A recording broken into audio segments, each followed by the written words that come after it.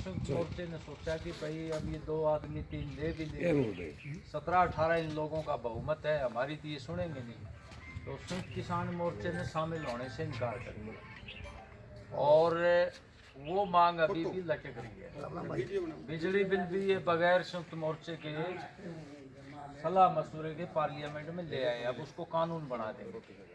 तो वो bill pass होने के बाद बिजली का निजीकरण हो जाएगा और जैसे फोन स्मार्ट हैं ऐसे स्मार्ट मीटर वो लगाएंगे, पहले उसमें पैसा भरवाएंगे फिर बिजली देंगे, बहुत महंगी होगी।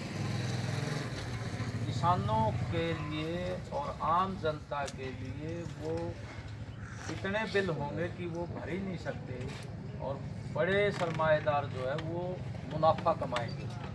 तो इन 2 मांगों को लेकर इनके साथ किसानों को कर्जा मुक्ति किया जाए।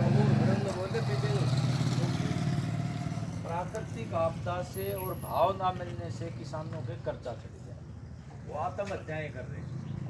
तो एमएसपी ना मिलने से, क्योंकि 2007 में रिकमेंडेशन दी थी डॉक्टर स्वामी, तब से अब तक जो है 38 लाख करोड़ रुपए का नुकसान देश के किसानों को हुआ है।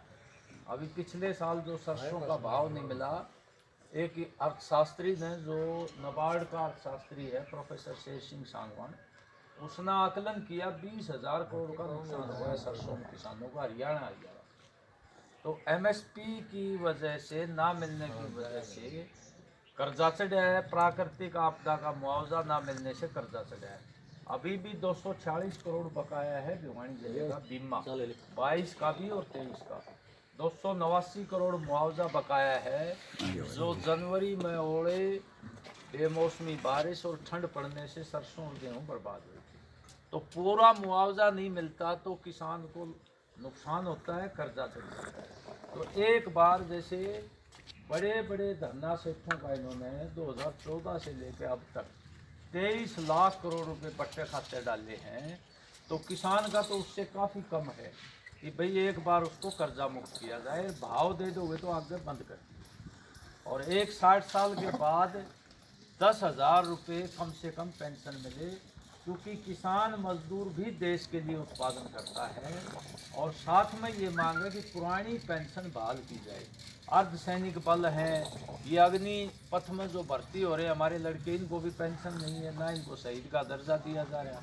तो सेना में स्थायी भर्ती हो, पुरानी पेंशन बहाल हो और मजदूरों के जो कानून है जिनसे न्यूनतम वेतन समय 8 घंटे मिलता था, पक्की नौकरी थी, वो पुराने कानून बहाल करे जाएं, नए कोड जो स्थापित किए उनको रद्द किया जाए।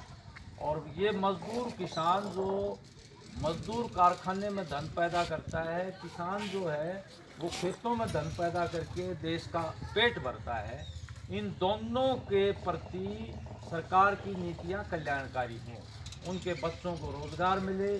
ज़रूरी उद्योग हैं, रेल है, हवाई अड्डे हैं, ट्रांसपोर्ट का है, बिजली का है, शिक्षा का है, स्वास्थ्य का है, ऐसे इम्पोर्टेंट महकमों का निजीकरण ना किया जाए, बड़े बड़े सेक्टरों को ना दिया जाए। इन मांगों को लेके आप ये जो ने 72 घंटे का जो ने वो पड़ाव कर रहे हैं। एक तो चुनाव आगे अगले साल मई में, इस सरकार के ऊपर दबाव पड़े, ये मांग हमारी एमएसपी की पॉपुलर हो तो इस सरकार पर दबाव पड़े, हो सकता है वही मंजूर कर ले।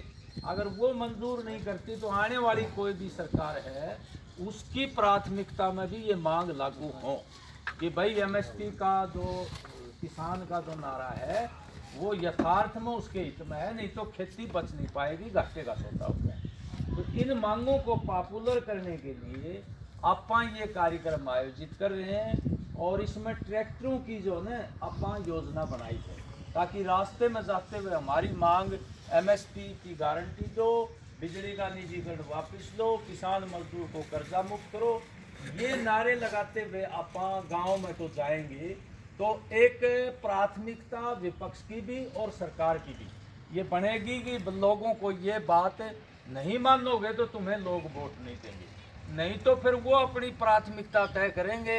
कोई तो कह रहा है कि भाई सनातन धर्म को खतरा है, कोई कह रहा है जनवरी मंदिर खुलेगा, भाई वो अपनी मांग पर फिर वोट लेंगे। हमारी मांग है कि खेती बचाओ, रोजगार बचाओ और हमारा जो है बिजली, स्वास्थ्य, शिक्षा बचाओ। इन चीज़ों पर हम लोग जो है बीच में जाएंगे और लोगों में ये पॉपुलरिटी हम लोग करेंगे कि भाई एमएसपी जीवन मरण का सवाल है किसान के लिए, कि अगर एमएसपी नहीं हुई तो बड़े धन्ना सेठ सस्ता खरीद के उसी जनता को महंगा देंगे, जैसे प्याज और टमाटर में हो रहा है। तो एमएसपी अगर नहीं मिलेगा तो किसान बर्बाद हो जाएगा।